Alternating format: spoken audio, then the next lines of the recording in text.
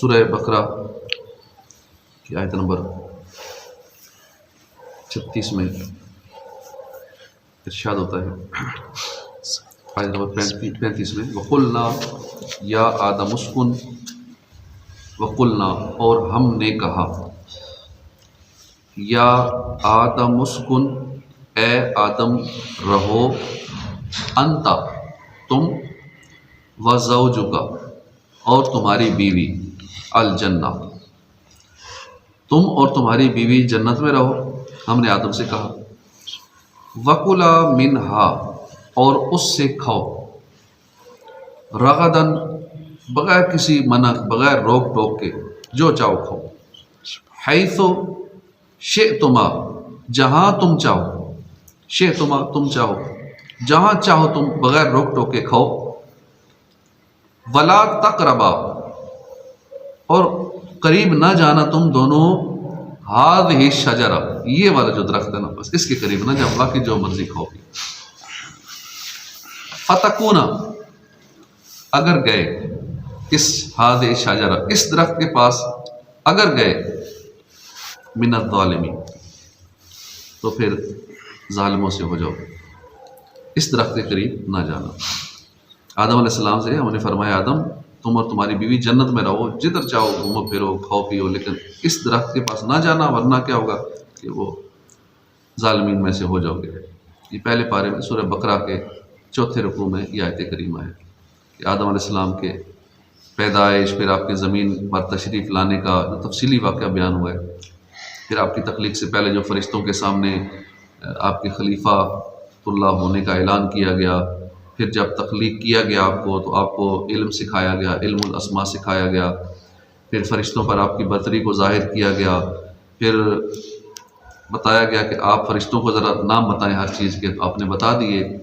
جب علمی فضیلت ثابت ہو گئی تو پھر فرشتوں سے فرمایا کہ اب ان کو سجدہ کرو، تو فرشتوں نے سجدہ کیا، سجدہ تعظیمی تھا، یہ ان کی تعظیم کے لیے سجدہ تھا، شیطان نے نہیں کیا، بدبخت ہو گیا، اس نے تکبر کیا، اللہ کا حکم ٹالا، سجدہ نہیں کیا، مردود ہو گیا۔ اس کے بعد کیا ہوا، اس کا ذکر اس آیت کے اندر ہے کہ ہم نے آدم سے فرمایا کہ تم اور تمہاری بیوی جنت میں رہو۔ اب وہی جنت جو نیک لوگوں کے لیے تیار کی گئی ہے، جس جنت میں قیامت کے بعد داخلہ ہوگا، آدم علیہ السلام اور حضرت حوا رحمۃ اللہ علیہ کو اسی جنت میں ٹھہرایا گیا۔ اب یہاں یہ بات بھی یاد رکھنے کی ہے کہ جنت میں داخلہ 2 طرح کا ہے۔ ایک ہے وہ داخلہ جو قیامت کے بعد نصیب ہوگا، وہ بطور انعام ہوگا، بطور ثواب ہوگا، لہٰذا اس وقت جنت میں کسی قسم کی روک ٹوک نہیں ہوگی۔ جب اللہ کی رحمت سے ہم جنت میں جائیں گے نا، وہاں نہیں ہوگی کہ ادھر نہیں جانا، اس درخت کے پاس نہیں جانا، یہ نہیں کھانا، وہاں موجے جو دل کرے کھاؤ پیو، کوئی منع نہیں ہے، روک ٹوک نہیں ہے، اور وہاں نیند بھی نہیں ہوگی۔ یہاں تو ہم سوتے ہیں نا، یا نہ سوئیں تو نیند سے برا حال ہو جاتا ہے، 8 گھنٹے نیند پوری نہ ہو تو طبیعت گڑبڑ ہو جاتی ہے، تو وہاں نیند نہیں ہوگی، کیونکہ نیند ایک طرح کی موت ہے، اور جنت میں موت نہیں ہے۔ اور نہ ہی اہل جنت کو کبھی نکالا جائے گا کہ چلو اب نکل جاؤ یہاں سے۔ یہاں ہر طرح کے ڈر، دنیا میں ڈر رہتے ہیں کہ نکال دیا جائے گا، حکومت سے نکال دیا جائے گا، گھر سے نکال دیا جائے گا، علاقے سے نکال دیا جائے گا، بلکہ بعض کا دنیا سے ہی نکال دیا جائے گا قتل کر کے۔ وہاں یہ کچھ نہیں ہوگا، یہاں تو ہر ایک کو ڈر لگا رہتا ہے نا، پتہ نہیں میرے ساتھ کیا ہو جائے، اغوا ہو جاؤں، قتل ہو جاؤں، گھر سے نکال دیا جاؤں، ظلم ہو، کچھ ہو، یہ چیز ملے نہ ملے، خواہش پوری ہو نہ ہو، ہر بندے کو کوئی ایسا نہیں جو کہے کہ میں پرسکون ہوں۔ تجربہ کر کے دیکھ لیں، دنیا کے جو ٹاپ 10 امیر ترین ہیں ان سے پوچھ لیں، ایلن مسک سے پوچھ لیں، بل گیٹ سے پوچھ لیں، جو بھی اس طرح کے امیر ترین ہیں، ٹاپ پہ ہیں، یہ اوپر نیچے ہوتے رہتے ہیں، لیکن ہوتے ہی نہیں 8-10 میں سے ہیں جو ہیں ٹاپ پہ اس وقت۔ پچھلے سال ایلن مسک تھا، ابھی وہ نیچے چلا گیا، اوپر کوئی اور آ گیا، یہ اوپر نیچے ہوتا رہتا سلسلہ۔ لیکن ان سے بھی جا کے پوچھیں گے نا کہ دنیا کی دولت ہے تمہارے پاس سب سے زیادہ ہے، تو وہ بھی بتائیں گے نہیں، یہ بھی خواہش رہتی، یہ بھی نہیں پوری ہو، یہ بھی نہیں پوری، یہ مسئلہ وہ مسئلہ۔ ہر ایک کو جب ان کو مسئلہ ہے تو باقی تو پھر ویسے ہی ان سے کم پیسے والے۔ اگر پیسے سے سکون ہوتا تو سکون ہے اللہ کی یاد میں، الا بذکر اللہ تطمئن القلوب، اللہ کی یاد ہی میں دلوں کا چین ہے، باقی نہ حکومت میں ہے نہ وزارت میں ہے۔ جو یہ سوچ رہے ہیں نا کہ الیکشن جیت کے یہ وزارت ملے گی تو پھر میں وزیر اعظم بنوں گا، تو پھر فلاں منسٹری ملے گی تو پھر مزہ اور سکون ہوگا، نہیں ہوگا، پھر بھی نہیں ہوگا۔ یہ وزارتیں لے چکے ہیں لینے والے، فل پاور میں بھی رہ چکے ہیں رہنے والے، 10 11 سال آل ان آل بھی رہ چکے ہیں، سب کا انجام ہمارے سامنے، قبر میں چلے گئے۔ اور دنیا کی سیٹیں یہ تھوڑے عرصے کے لیے ہوتی ہیں، محدود ہوتی ہیں، اور کسی ٹائم بھی کھینچ لی جائے، ہر وقت ڈر لگا رہتا ہے، دھچکا لگا رہتا ہے۔ لیکن جنت میں جو سیٹ مل گئی وہ مستقل ہوگی، وہاں کی نعمت پکی پکی ہوگی۔ آدم علیہ السلام کا یہ جنت میں جو داخلہ تھا یہ بطور ثواب یا انعام نہیں تھا۔ جنت میں جو آدم علیہ السلام کو حکم ہوا کہ آپ جنت میں رہو، وہ انعام یا ثواب کے طور پہ نہیں تھا، کیونکہ ابھی تو انہوں نے وہ سلسلہ شروع نہیں کیا، دنیا میں آئے نہیں اور نیکیاں کرنا اور باقی معاملات کا معاملہ شروع ہونا تھا۔ وہ تھا اللہ کی خاص حکمت کے تحت جنت میں رکھنا، اس کا کچھ اور مقصد تھا، اس لیے آپ کو وہاں کچھ چیزوں کے قریب جانے سے روکا گیا۔ وَلَا تَقْرَبَا هَٰذِهِ الشَّجَرَةَ، قریب نہ جاؤ اس درخت کے، یعنی ہر چیز جنت کی کھاؤ پیو، لیکن یہ فلاں درخت ہے نا، اس کے قریب نہیں جانا۔ جس کے قریب جانے یعنی اس کا پھل کھانے سے انہیں منع فرما دیا گیا۔ یہ درخت کون سا تھا؟ مختلف روایات ہیں، زیادہ مشہور ہے کہ یہ گندم کا درخت تھا، گیہوں کا تھا۔ ہمارے یہاں گندم کا چھوٹا سا پودا ہوتا ہے، مگر جنت میں اس کا درخت تھا۔ یہاں تو چھوٹا سا ہوتا ہے، اتنا موٹا ہوگا، وہاں درخت ہوگا۔ جنت کے پودے الگ ہی، وہاں کے پھل بھی بڑے بڑے، انار بھی یہاں کا اتنا سا ہوتا ہے، وہاں کا انار بڑا سا ہوگا۔ تو جنت میں اس کا درخت تھا، اور اس کا پھل گندم کا دانہ بھی بیل کے گردے جتنا تھا۔ بیل کا گردہ کتنا ہوتا ہے، بڑا سا دانہ ہوگا، یہاں تو دانہ گندم کا چھوٹا سا ہوتا ہے، وہ بڑا سا دانہ تھا۔ آگے ذکر ہوا قرآن پاک میں، فَأَزَلَّهُمَا الشَّيْطَانُ عَنْهَا فَأَخْرَجَهُمَا مِمَّا كَانَ فِيهِ، شیطان نے اب انہیں لغزش دی، انہیں وہاں سے نکلوا دیا جہاں وہ رہتے تھے۔ یہاں ایک بات بہت عام ہے اور ضروری طور پر یاد رکھنے کی ہے کہ اللہ کے نبی آدم علیہ السلام کی عصمت یعنی گناہوں سے پاک ہونا ہمارے ہاں آج کل بے باکی عام ہے۔ دینی معلومات کی کمی کی وجہ سے لوگ بولتے وقت سوچتے نہیں ہیں کہ منہ سے کیا ہم نکال رہے ہیں، کیا بول رہے ہیں، جو منہ میں آیا بول دیا۔ کبھی انبیاء کرام کی بھی ادبی کر لیتے ہیں، کبھی جنت اور دوزخ کا مذاق اڑاتے ہیں، کبھی فرشتوں کے بارے میں لطیفے سنا رہے ہوتے ہیں، نازیبہ گفتگو کر رہے ہوتے ہیں۔ یہ بڑی سخت باتیں دائرہ اسلام سے خارج کر دیتی ہیں، اس طرح کی باتیں ہمیں بچنا چاہیے، پرہیز کرنا چاہیے ان باتوں سے۔ بالخصوص آدم علیہ السلام نے اس جنتی درخت کا پھل کھایا۔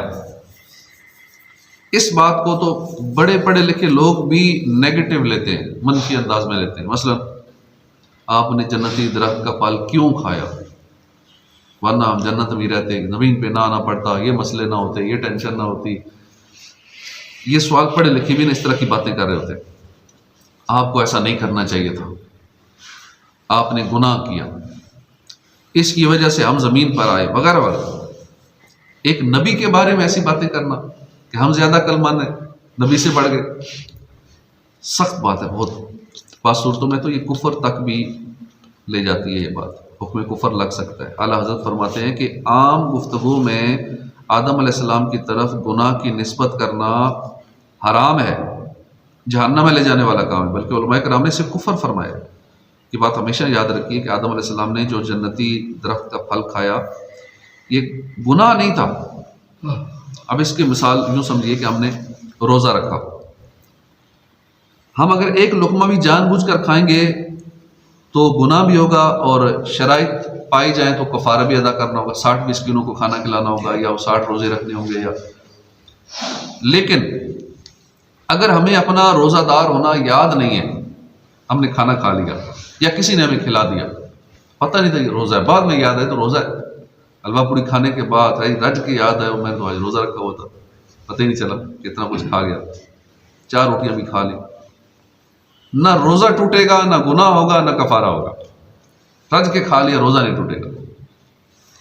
یعنی وہی کام جو جان بوجھ کر کیا، روزہ یاد ہوتے ہوئے کیا، اس پر گناہ بھی ہے، روزہ بھی ٹوٹا، کفارہ بھی لازم آیا، مگر وہی کام بھول کر کیا، نہ گناہ ہوا، نہ روزہ ٹوٹا، نہ کفارہ ہوا۔ کیوں؟